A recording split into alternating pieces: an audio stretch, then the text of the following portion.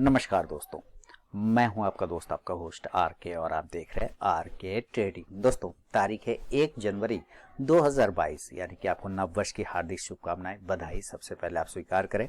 उसके बाद टॉपिक पर आऊंगा। तो जैसा कि आप हेडिंग यहाँ पे देख पा रहे हैं, सेबी यानी कि हमारा जो सेबी रेगुलेटर है, और उसके बाद लिखा है मैंने नीचे घोड़े पर लगाम, यानी कि सेबी ने इस बार 2022 के कुछ नए नियम को लागू किया है जो 2022 से लागू हो जाएगा और जिसका असर एक रिटेल ट्रेडर पर, एक इन्वेस्टर पर, चाहे आप इन्वेस्टर हो चाहे रिटेल ट्रेडर हो, सब पर पड़ने वाला है।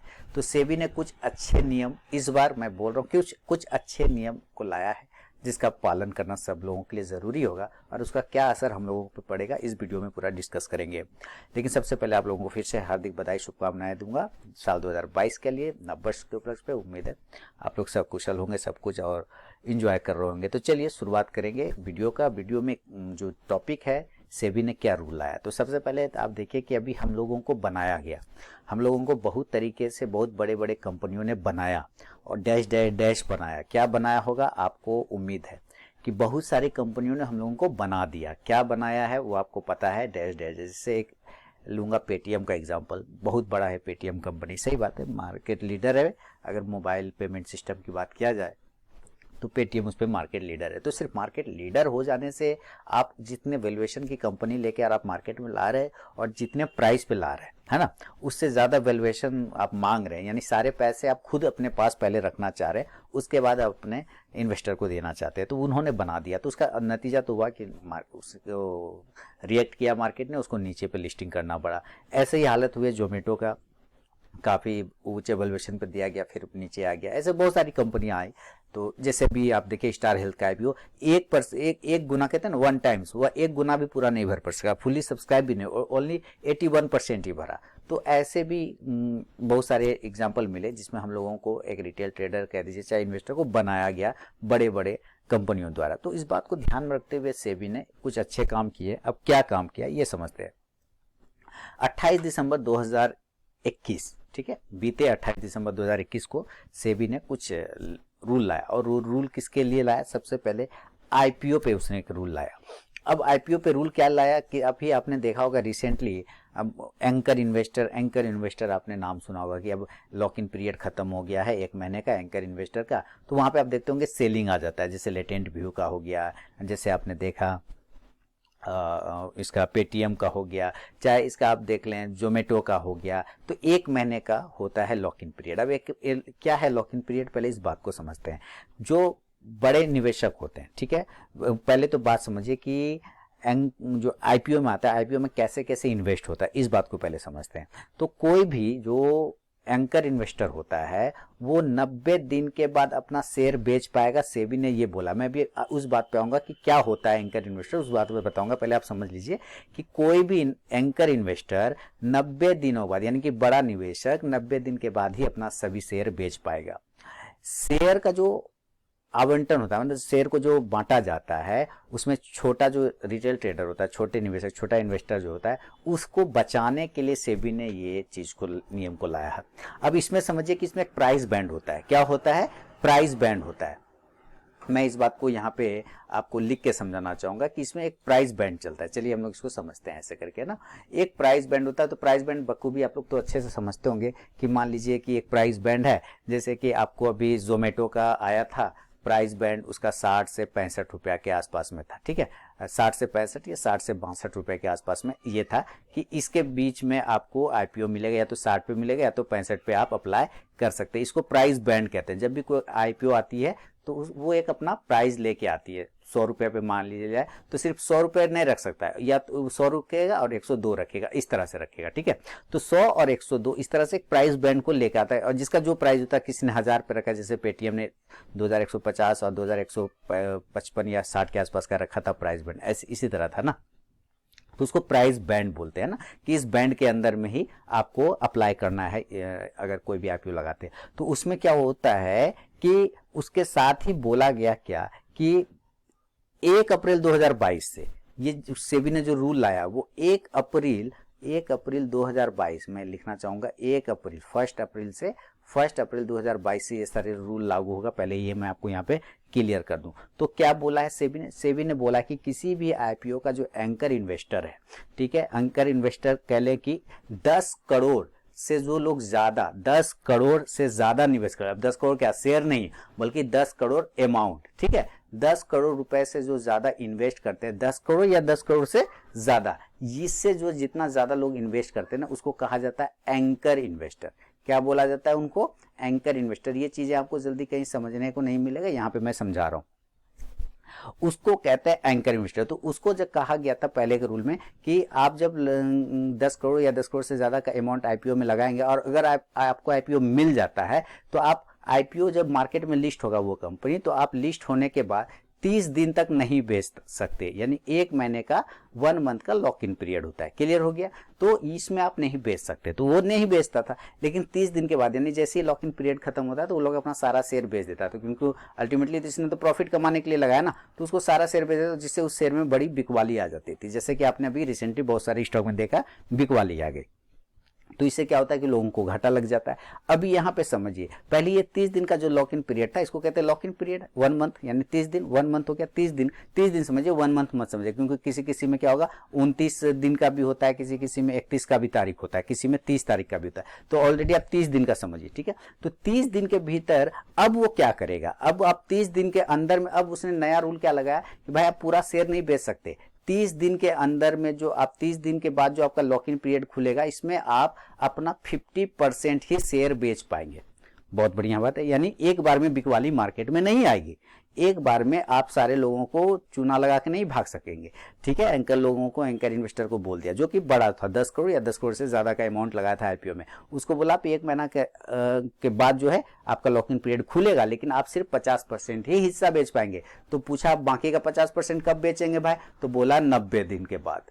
अब समझ गए, यानी कि 1 महीना में आपको 50% उसको बेचने दिया गया, बहुत बढ़िया, ये अच्छा रूल किया। और बाकी का जो 50% बेचा वो 3 महीना में बेचेगा, यानी कि 90 मंथ का लॉक इन पीरियड जो जब पूरा खत्म हो जाएगा तब वो बेच सकता है। एक बार में बड़ी बिकवाली नहीं आएगा, यानी कि उसको 50% होल्ड करना पड़ेगा अगला 90 मंथ तक, 90 दिनों तक होल्ड करके रखना पड़ेगा। 90 दिन के बाद बाकी शेयर बेच पाएगा। मान लीजिए इसके पास 10 शेयर है, तो 1 महीना यानी 30 दिन में जब लॉक इन पीरियड खत्म होगा तो इसमें 50% बेचेगा, यानी 5 शेयर बेच पाएगा, और फिर 90 दिन के बाद बाकी का 5 शेयर बेच पाएगा। बात समझ गए यहां तक से? तो ये चीजें जो कम से कम 3 महीने तक अब एंकर इन्वेस्टर को होल्ड करना पड़ेगा उसका शेयर। तो एक रूल आपको ये समझ में गया। अब इसका आप पर क्या और हम लोगों पर क्या और स्टॉक पर क्या इंपैक्ट होगा, इसको समझते हैं।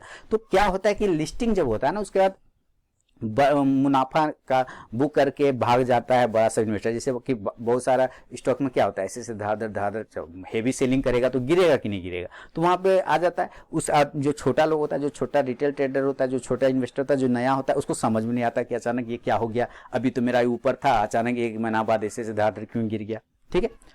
तो इस चीज को वो समझ लेता है। तो इसी को बचाने के लिए, रिटेल ट्रेडर को बचाने के लिए ये काम किया गया। तो अब ये समझिए कि होता क्या है कि 3 महीने में कोई भी आदमी, कोई भी व्यक्ति बाजार को समझ सकता है या समझ नहीं सकता है। नया आदमी आएगा तो उसको तो 3 महीना तो उसको आटा भाव का, चावल का, दाल का पता ही नहीं चलेगा, किस भाव पे क्या हो रहा है उसको तो पता ही नहीं चलेगा। तो यही चीजों से बचाने के लिए कि भाई आप कम से कम रिटेल ट्रेडर को देखिए, रिटेल इन्वेस्टर को देखिए कि उसमें बिकवाली आती, तो आप जो एक ही मंथ में बेच के भाग जाते हैं, एक ही मंथ में बेच के भाग जाएंगे, ये बेचारा तो रोने लग जाएगा। तो इसलिए आप कम से कम 90 दिनों तक होल्ड करके रखिए, ताकि उसको कुछ राहत मिल सके और धीरे धीरे करके मार्केट में इस शेयर को निकाला जाएगा। इस तरह का बात है। तो इसमें क्या होगा, फ्लैक्चुएशन नहीं आएगा, अचानक से किसी भी स्टॉक्स के शेयर में आपको सेलिंग देखने को नहीं मिलेगा जो नया लिस्टेड शेयर होता है, ठीक है।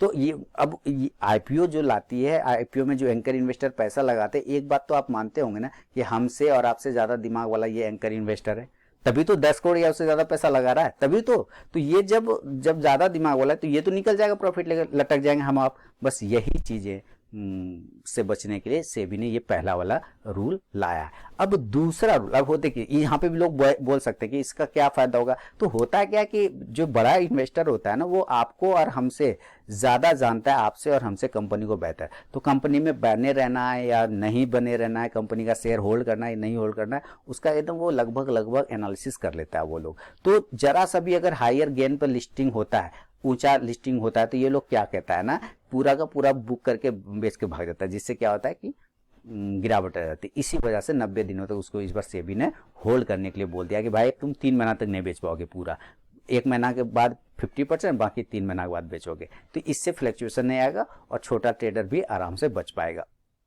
अब दूसरा जो नियम लाया है साल 2022 के लिए, इसके भी बात समझते। सेकेंड रूल उसने क्या बोला, सेबी ने बोला कि भाई किसी भी आईपीओ में शेयर का जो अलॉटमेंट का सिस्टम होता है, उसका एक सिस्टम बना होता है। अभी तक जो आईपीओ का जो अलॉटमेंट सिस्टम था वो कैसे था कि रिटेल इंडिविजुअल इन्वेस्टर, यानी कि उसको कहते हैं RII। क्या होता है RII? मतलब रिटेल इंडिविजुअल इन्वेस्टर, ठीक है।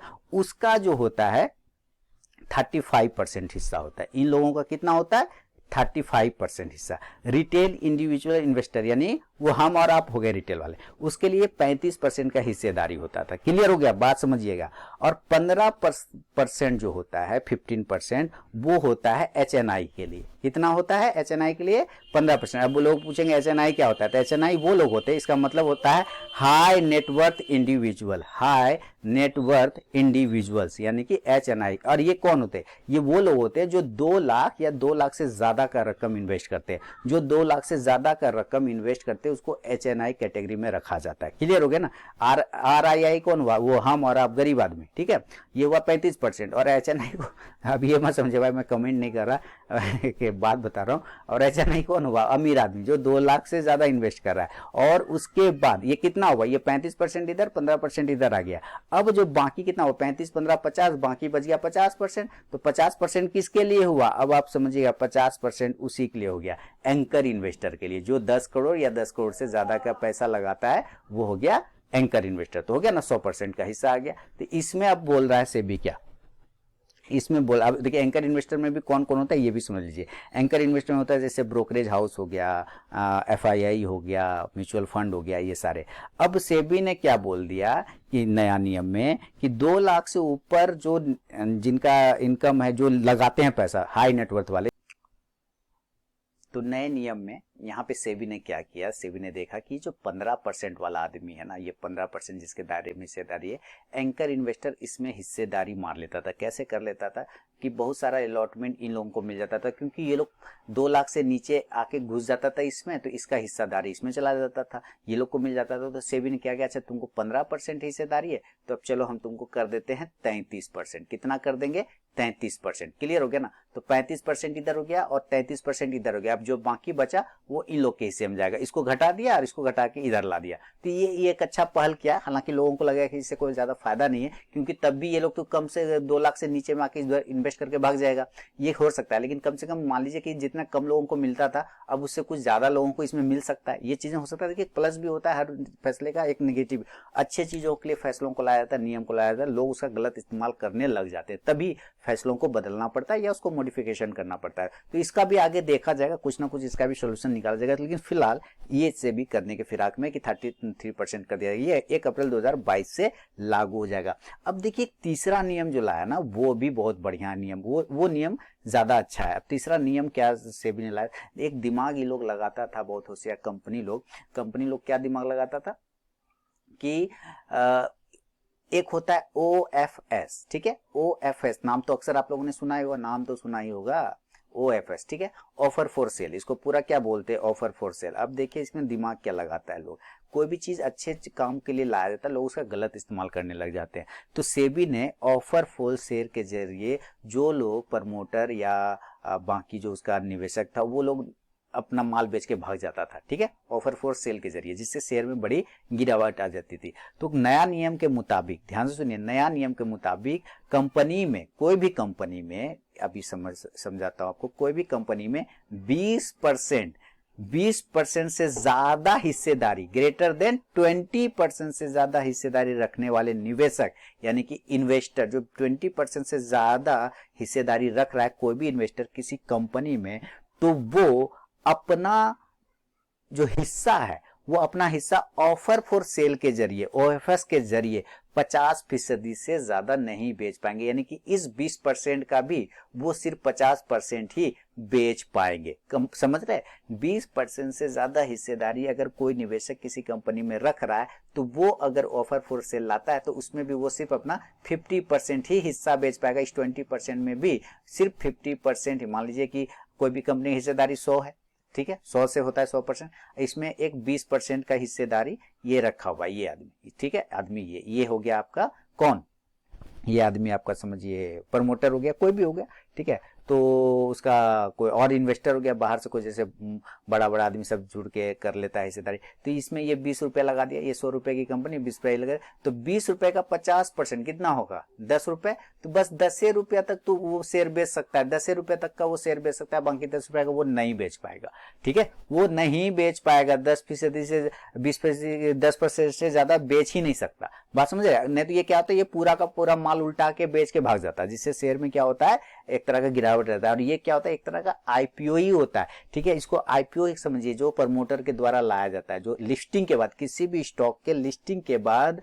प्रमोटर के द्वारा लाया जाता है। ओएफएस आपने अक्सर सुना होगा, फलना ओएफएस लेकर आ रहा है, ऑफर फॉर सेल, वो निकलना चाह रहा है उस शेयर से, उस कंपनी से, इसलिए वो ऑफर फॉर सेल ला रहा है, समझ रहे हैं ना, इस वजह से। तो ये चीज ऑफर फॉर सेल का शुरुआत कैसे हुआ इसको समझते, ये बहुत अच्छा नियम है ऑफर फॉर सेल, ये बहुत अच्छा चीज के लिए लाया गया था। ऑफर फॉर सेल करीब 8 साल पहले, ध्यान से सुनिए इसका इतिहास, 8 साल पहले सेबी ने ही लाया था। सेबी ने क्या सोच के लाया था, मकसद था कि बड़ी कंपनी का जो प्रमोटर है ना, वो अपनी हिस्सेदारी को कम कर सकते हैं, ठीक है, अपनी हिस्सेदारी को कम करके वो पब्लिक को दे सकते हैं, आम जनता को, रिटेल को बेच सकते हैं, रिटेल ट्रेडर को, जैसे हम और आपको ये दे सकते हैं, बेच सकते हैं, ठीक है। तो इसने तो अच्छा सोचा कि भाई प्रमोटर ऑफर फॉर सेल लाएगा और उसमें ये हमारा पार्टिसिपेट करेंगे, उससे उसका हिस्सेदारी कुछ खरीद लेंगे, लेकिन इसका गलत इस्तेमाल कैसे कर लिया, शुरू कैसे हुआ कि जैसे ही आईपीओ लिस्ट, मान लीजिए कोई कंपनी रद्दी है जिसका अंदर में कुछ गड़बड़ी चल रहा है, आईपीओ आ गया, लिस्टिंग हो गया, इसका लिस्टिंग के बाद जो है धीरे धीरे ऑफर फॉर सेल लाया और सारे प्रमोटर अपनी अपनी हिस्सेदारी बेच के पब्लिक को चपत लगा के अपना निकल गया, सबको हिस्सेदारी बेच। इसलिए आप कभी किसी कंपनी में देखते होंगे, अगर उसका फंडामेंटली जाके चेक करते होंगे तो प्रमोटर नील दिखता होगा, जीरो, है ना। अब बाकी सारा कहाँ है, तो पता चला रिटेल इन्वेस्टर के पास है सारा से, ऐसा आपने कई बार में देखा होगा कई स्टॉक में, इसी वजह से होता है। तो सेबी इसको रोकने के लिए जो है इस चीज को ला रहा है कि ये तो सारा उल्टा माल चिपका के चला जाता है, तो इससे बचाने के लिए अब सेबी बोल दिया कि भाई तुम 20% का हिस्सेदारी अगर तुम रखते हो तो उसमें सिर्फ 10% का हिस्सेदारी तुम बेच पाओगे, और 10% तुम्हारे ही पास रहेगा, जाओ। तो इससे क्या होगा, ना तो गिरावट आएगा, ना ही बिजनेस को छोड़ के वो लोग भाग पाएगा। बात समझ रहे हैं? तो सेबी ने साफ कर दिया कि आईपीओ लाने का मकसद यह हो कि आप पूंजी जुटाकर बिजनेस को आगे बढ़ाएंगे, ना कि पब्लिक से पैसे वसूल कर। बात समझ में रहे? बिल्कुल। इसको इसलिए क्या होगा, जो जेन्युइन कंपनी होगा, जो ओरिजिनल बढ़िया कंपनी होगा, सिर्फ उसी का आईपीओ आएगा, बाकी जो फर्जी टाइप की कंपनी होगा वो आईपीओ ला ही नहीं पाएगा। अब जो तीसरा, ये नियम तो बहुत अच्छा रहा, मुझे बहुत अच्छा लगा ये। अब चौथा नियम जो है एक और भी बहुत अच्छा है, वो है प्राइस बैंड, ठीक है। वो क्या है, प्राइस बैंड। आईपीओ के, किसी भी कंपनी के आईपीओ पर प्राइस बैंड, ये बहुत बढ़िया है। अभी तक जितना भी कंपनी आईपीओ लाता था सब अपना हिसाब से प्राइस डिसाइड करता था, उसका जो वो मर्चेंट बैंकर होता है वो लोग कहने पर जो है प्राइस डिसाइड करता था, ठीक है। लोअर प्राइस, फ्लोर प्राइस, अपर प्राइस, 3 तरह का प्राइस होता है। एक होता है लोअर प्राइस, ये फ्लोर प्राइस बोल लीजिए, फ्लोर प्राइस और अपर प्राइस, ये 2 तरह का प्राइस होता है। इसका कोई खास अंतर नहीं होता है, जैसे कि लोअर प्राइस हो गया आपका, या फ्लोर प्राइस हो गया 100 और अपर प्राइस हो गया 102, ये क्या अंतर हुआ, कोई अंतर नहीं हुआ। तो इस तरह का लगा दिया, तो अब सीधे सीधे सेबी ने कह दिया कि भाई शेयर का अपर प्राइस उसके लोअर प्राइस का कम से कम 105% होगा, शेयर का अपर प्राइस उसके लोअर प्राइस का 105% होगा। तो मान लीजिए शेयर का जो लोअर प्राइस है 100 रुपया है, ठीक है, शेयर का 100 रुपया है, तो उसका जो अपर प्राइस होगा कम से कम 105% होगा। बात समझिए, कम से कम 105% होगा। तो इसका अगर हम 105% निकालते हैं, सेबी ने जारी किया कि शेयर का अपर प्राइस उसके लोअर प्राइस का कम से कम 105% हुआ। इसका मतलब क्या होगा कि अब 1-2 रुपए का डिफरेंस आपको नहीं मिलेगा, एक परसेंटेज वाइज डिफरेंस मिलेगा, परसेंटेज वाइज। जैसे कि अभी मैं आपको समझाने की कोशिश करता हूं कि लोअर और प्राइस में ज्यादा अंतर नहीं होने का मतलब था कि आईपीओ जो कंपनी ला रहा है उसका पहले से निवेशक, उसका जो पहले से प्रमोटर है, वो लोग अपना रेट तय करके बैठा है कि हम इतना में माल चिपका देंगे रिटेल ट्रेडर को और निकल लेंगे। तो इससे क्या होता है, जैसे 380 मान लीजिए, 380 और 385 ये दो प्राइस है, या 480 485 ये दो प्राइस लेके आ गए, ठीक है। तो ये दो प्राइस, अब मान लीजिए ये दो प्राइस हो गया, ये दो लोअर और अपर बैंड लगा, तो इसमें क्या हुआ कि सब्सक्रिप्शन बढ़ने लगा, बहुत ज्यादा, बहुत अच्छी कंपनी, बहुत अच्छी कंपनी, पता नहीं हमको मिलेगा कि नहीं मिलेगा, तो सब इस अपर बैंड पे ऑर्डर लगाने लग जाता था। समझ रहे कि ना। तो कितने का डिफरेंस, 5 रुपए का डिफरेंस, कोई बड़ा डिफरेंस नहीं, इसलिए बोल दिया कि भाई 105% का डिफरेंस रखोगे तभी होगा, नहीं तो नहीं होगा, ये नहीं माना जाएगा। तो ये एक बहुत अच्छा तरीका निकाला है सेबी ने, जहां तक मुझे लग रहा है साल 2022 में ये कुछ अच्छा काम सेबी कर रहा है। तो ये सारी कुछ चीजें जो है सेबी का ये था। अभी देखिए एक और नियम निकाला, छठा नियम, वो थोड़ा सा ट्रिकी हो सकता है, लेकिन फिर भी आपको समझाने की मैं कोशिश करता हूँ। छठा नियम था ना, या पांचवा नियम जो भी हो, कि जो भी पब्लिक से अभी तक फंड जुटाता है आईपीओ के जरिए, कंपनियां जो भी आईपीओ के जरिए कंपनी फंड जुटाता है, उसको देखरेख करने के लिए या उसको चीजों को समझने के लिए कोई सिस्टम नहीं बना हुआ था। कंपनी पर यह बताने का कोई जिम्मेदारी भी नहीं था कि उस पैसे का आईपीओ से वो किसके काम करने के लिए कर रहा है, कारोबार विस्तार के लिए करेगा या एक्विजिशन के लिए करेगा या और किसी के लिए। तो सेबी ने कह दिया कि अगर किसी कंपनी ने आईपीओ में एप्लीकेशन पे साफ तौर पर नहीं बताया कि वो आने वाले पैसे से किस कंपनी को खरीदना और कहां निवेश करना चाहती है, तो वो आगे किसी भी एक्विजिशन यानी कि अधिग्रहण या जनरल कॉर्पोरेट पर्पस जीसीपी के लिए 35% से ज्यादा रकम खर्च नहीं कर पाएगा। बात समझ रहे हैं।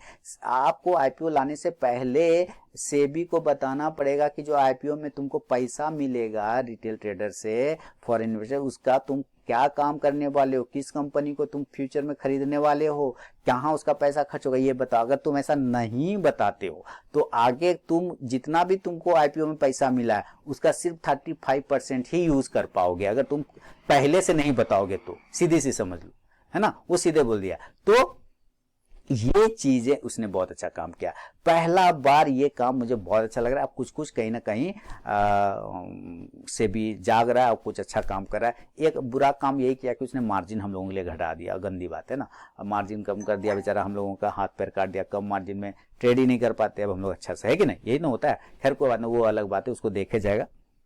तो ये सारी चीजें जो है ना, सेबी कुछ अच्छा काम कर रही है साल 2022 में। मेरे ख्याल से आप लोगों को भी ये चीजें अच्छा लगा होगा समझ के कि हाँ सेबी कुछ अच्छा काम कर रही है। नहीं तो आमतौर पर हम लोग सेबी को क्या जानते थे, ज्यादा से ज्यादा उसको एक ही काम करने के लिए हम लोग जानते थे, और वो ले दे के क्या एक काम करती थी, न कुछ समझ में आया तो मार्जिन घटा दो ट्रेडर के लिए, न कुछ समझ में आया तो मार्जिन घटा दो ट्रेडर के लिए, वही एक काम करते करते हम लोग इतना साल से देख रहे हैं। इस बार कुछ ना कुछ सेबी कर रहा है। तो उम्मीद है दोस्तों ये जो वीडियो मैंने आप लोगों की जानकारी के लिए बनाया, आप लोगों को काफी जागरूकता लाने में मदद करेगा और नए नियम को समझने में मदद करेगा। इसके रिलेटेड कोई क्वेरी हो तो मुझे कमेंट सेक्शन में जरूर बताइएगा। अब मिलूंगा नेक्स्ट वीडियो में, तब तक के लिए बहुत बहुत धन्यवाद।